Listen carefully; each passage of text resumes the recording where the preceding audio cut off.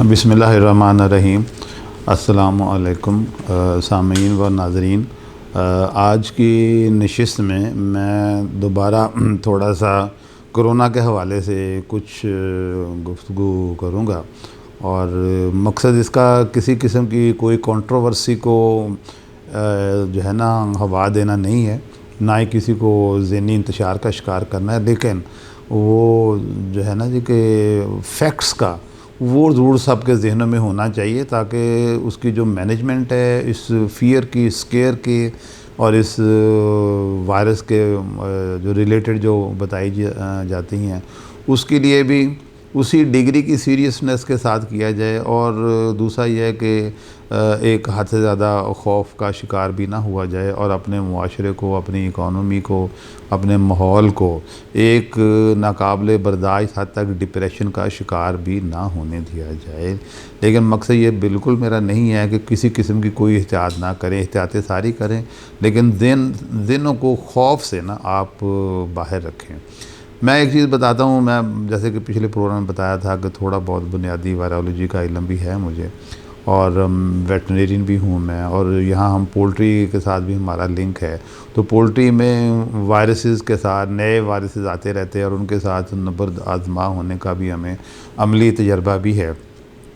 तो लेकिन मैं यहाँ शुरू में ये भी कहना ज़रूरी समझता हूँ, कोई मेडिकल प्रोफेशनल मेरी किसी बात से इत्तफ़ाक़ ना करते हों या मेरी इन्फॉर्मेशन या मेरी स्टेटमेंट को रिफ़ाइन करना चाहें, करेक्ट करना चाहें, रिजेक्ट करना चाहें, वो काइंडली ज़रूर मुझे बताएं। तो I will welcome and I will love to correct and refine and improve my knowledge, my statements and my conversation with my viewers. तो बिल्कुल खुले दिल से मैं बात कह रहा हूँ, ओपन है। ये तनकीद आएगी तो मेरी भी इन्फॉर्मेशन जो मैं अपने दोस्तों को पास ऑन करूँगा उसमें इम्प्रूवमेंट होगी, फाइननेस होगी उसमें। तो मैं इसमें ये कुछ चीज़ें जो मुशाहदे में आई हुई हैं, ये मेरा कोई अकेले का ज़ाती मुशाहदा नहीं है, ये वो चीज़ें मैं आज आपको बताऊँगा जो मैंने टीवी पे देखी हैं। मैंने देखी, सारी दुनिया ने देखी हैं। वो दुनिया के बड़े बड़े टीवी चैनल जो है ना, अब CNN है, CGTN है, RT है, 3-4 ये बड़े इन्फॉर्मेशन वाले अदारे हैं। ये वहाँ की ऑब्ज़र्वेशन मैं बता रहा हूँ आपको। नाज़रीन को याद होगा कि जब ये मामला शुरू में हुआ है तो अमेरिका की तरफ से जो है ना इसको चाइनीज़ वायरस का नाम दिया गया था, जबकि चाइना ने इसका इल्ज़ाम अमेरिका पे ये लगाया था कि चाइना में कोई वार गेम्स हुई थी, वहाँ अमेरिकन अफवाज आई थी और चाइना ने इल्ज़ाम ये लगाया था कि उनके जो अफराद थे उनमें से some of them they did this thing with them, कि भी वहाँ उन्होंने ये वायरस छोड़ा है। ये चाइना का बयान था। और जब अमेरिका के सदर ट्रंप ने चाइना वायरस कहना शुरू किया तो मैंने खुद एक टीवी प्रोग्राम पे देखा था, प्रेस कॉन्फ्रेंस हो रही, तो एक लेडी रिपोर्टर जो थी ना वो खड़ी हो गई। उन्होंने कहा जी आप ये इसको ना एक बायोलॉजिकल एक इशू है, इसको आप किसी मुल्क का नाम ना दें, इसको आप एड्रेस करें, हल बताएं, डिटेल बताएं क्या करना चाहिए और क्या नहीं करना चाहिए। तो वहाँ ट्रंप ने कहा था, सदर ट्रंप ने कहा था कि जी मैंने ये नाम इसलिए मैंने पहल नहीं की ये इल्ज़ाम तराशी में, ये तो पहले चाइना ने की है। चाइना ने इसको अमेरिकन कहा है कि जी अमेरिकन जो थे डेलीगेट्स वो वहाँ स्प्रेड करके गए हैं, छोड़ के गए हैं। तो ये कहने का मेरा मतलब ये इतना कंट्रोवर्शियल इशू है। अब दूसरी बात इसमें जो बड़ी इंपॉर्टेंट है वो मैं ये कहना चाहूँगा कि ये बड़ी हैरत अंगेज़ बात है, कितनी कंट्रोवर्सीज़ हैं कि एक तरफ अमेरिका जो है वो चाइना को कह रहा है कि जी वो चाइना को रिस्पॉन्सिबल मार्क कर रहा है कि जी इन्होंने वायरस या तो इनका जनरेटेड है या फिर इन्होंने दुनिया को लेट इन्फॉर्मेशन दी जिसकी वजह से दुनिया ज़्यादा मसाइब और नुकसानात का शिकार है। अब ये तो दोनों बड़े ममालिक में एक लफ्ज़ी जंग जो थी ना ये शुरू हो गई थी। अब इससे अगली चीज़ जो वो बड़ी हैरतनाक भी है और बड़े उसके ऊपर क्वेश्चन मार्क उठने चाहिए ज़हनों और हमें उसके ऊपर गौर करना चाहिए। हमें कुरान पाक भी यही कहता है कि गौर करें। गौर करने का मुराद यही है कि हर चीज़ पे गौर करें, जो अल्लाह ताला ने आपको अकल और दानिश दी हुई है ना उसको इस्तेमाल करें और चीज़ों की तय में जाएँ। अच्छा, अब जो बात यहाँ मैं पॉइंट आउट कर रहा हूँ वो ये है कि एक तरफ तो आप अमेरिका कह रहा है जी कि चाइनीज़ वायरस है और दूसरा एक चाइना, ये भी मैंने टीवी पे खुद देखा था कि चाइना की एक कंपनी, एक फैक्ट्री ने 16,65,000 मास्क डेली मैन्युफैक्चरिंग की कैपेसिटी डेवलप की हुई थी। अब ये मुझे नहीं पता वो पहले की हुई थी, प्री कोरोना एरा की थी या बाद में की। बहरहाल एक 16 crore 65 lakh mask per day China की सिर्फ एक फैक्ट्री प्रोड्यूस कर रही थी, जो कि जिसका 80-90% जो था ना वो अमेरिका को ही जा रहा था। अब देखिए यहाँ ये सवाल पैदा होता है कि एक तरफ तो अमेरिका वाले कह रहे हैं कि ये चाइनीज़ वायरस है, अब उसी मुल्क से आप उसी वायरस के ख़िलाफ़ प्रोटेक्टिव चीज़ें वहीं से मंगा रहे हैं, तो मतलब कि ये फिर बड़ी कंट्रोवर्सी आ जाती है कि अगर वो वायरस इतना ही विरुलेंट है जिसके बदले में हमने अपने इकोनॉमी को तबाह कर लिया, हमने अपने निज़ाम को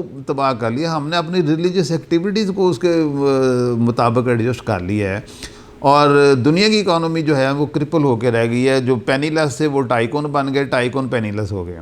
तो ये इतना बड़ा जहाँ पर डिज़ास्टर्स चेंजेस आ रही हैं और आई हैं, तो फिर समझ नहीं आती बात कि आप उसी मुल्क जिसको मोरद इल्ज़ाम ठहरा रहे हैं और वहीं से आप वो उसको प्रोटेक्टिव चीज़ें ले रहे हैं। मतलब ये सोचने वाली चीज़ है। कोई भी मेरे सुनने वाले देखने वाले इसमें कोई भी अपनी राय देना चाहें, आई विल वेलकम इट। अब इससे अगली जो बात हुई ना वो बड़ी अजीब, वो इससे भी अजीब थी। वो ये थी कि चाइना से ही फिर वेंटिलेटर अमेरिका ने इम्पोर्ट किए, और फिर अमेरिकन प्रेसिडेंट ने नया इल्ज़ाम चाइना पे फ़ौरन ये लगाया कि जनाब चाइना ने हमें फॉल्टी वेंटिलेटर प्रोवाइड की है। ये रिकॉर्ड की चीज़ें, टीवी पे आई हुई चीज़ें हैं, ये मैं कुछ सुनी सुनाई या कहीं और से कहीं ना अनरिलायबल किसी सोर्स से पढ़ के नहीं बता रहा हूँ। अब बात यह है कि वो अच्छा उसके बाद अगर देखें, अगर वाक़ई ही आप ये देखें कि अगर सोचें ज़रा कि अगर वाक़ई ही वो फॉल्टी, और उसमें ये भी कहा था इंटेंशनली फॉल्टी वाटर ये वेंटिलेटर में दिए। अब वाकई अगर वो इंटेंशनली फॉल्टी वेंटिलेटर चाइना ने दिए थे तो ये मामला फिर आगे नहीं बढ़ाया गया, इसके ऊपर कोई लंबी, ये तो इतना संगीन मामला है कि इसको तो बड़ी फिर इसके ऊपर लहदे होनी चाहिए थी, डिस्कशन होनी चाहिए थी, आप मीटिंग्स होनी चाहिए थी, लेकिन उसके बाद कुछ नहीं हुआ। अब मेरा इसमें व्यू ये है, मेरा ज़ाती ख्याल ये है, अगेन आई रिपीट कि अगर किसी को मेरे ज़ाती इख्तिलाफ से राय हो ज़रूर मुझे बताएं।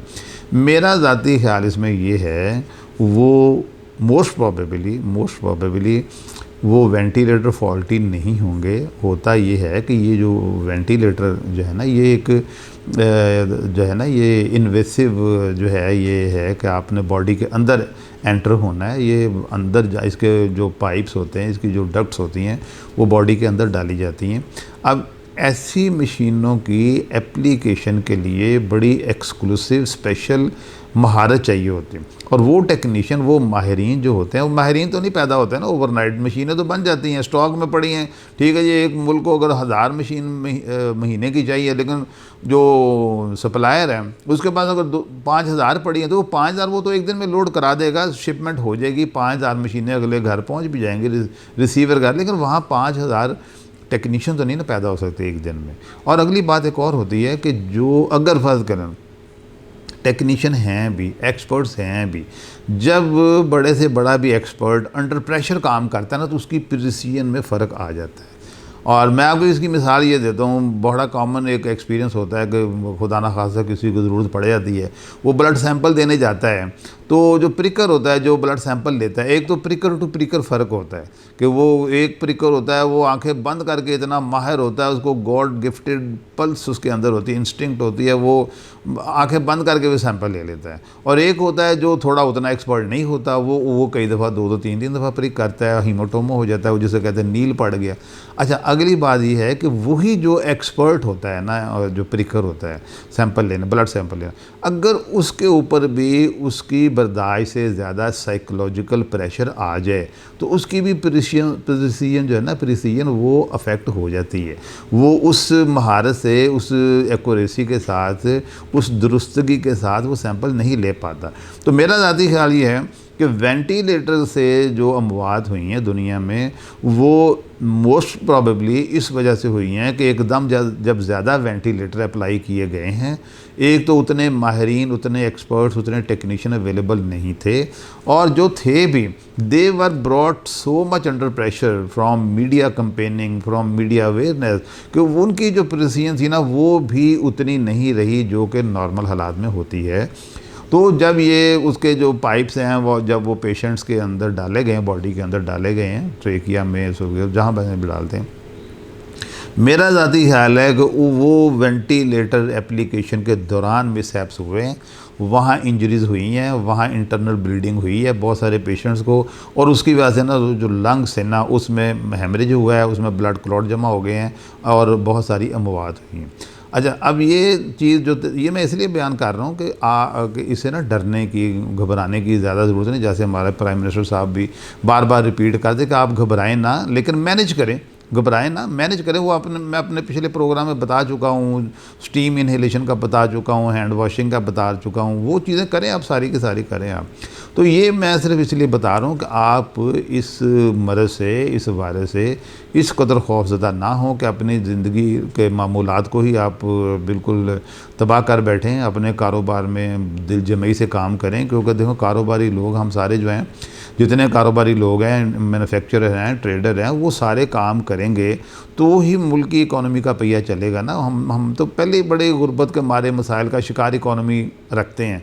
तो अगर हम मज़ीद मुतहम्मल नहीं हो सकते कि हम खौफज़दा हो के अपने नॉर्मल काम करना भी छोड़ दें।